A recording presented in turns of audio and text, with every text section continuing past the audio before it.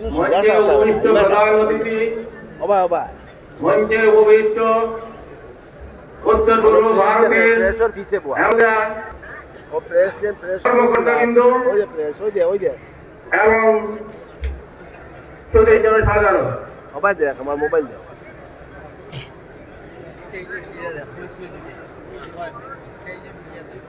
আজকে যে এই আয়োজনের জন্য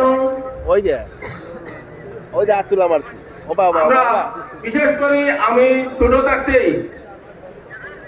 যে বহারি শরীফ বহারি খতম হবে আমরা দেখতাম এবং পরিবারের বিভিন্ন লোকেরা আলোচনা করতো যে আগামী ১ তারিখ বখারি খতম হবে। সব মানুষ এটা উদ্বিগ্ন থাকতো যে সেখানে ভালো কথা হবে,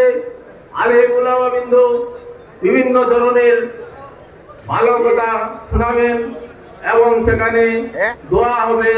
জাতির কল্যাণে, সমাজের কল্যাণে। তাই সেই অনুযায়ী আজকের এই সভায় আপনাদের উপস্থিতিতে এটা প্রমাণ করছে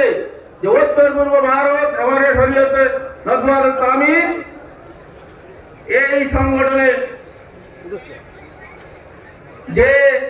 সামাজিক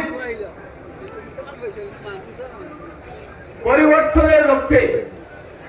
কাজ করে যাচ্ছে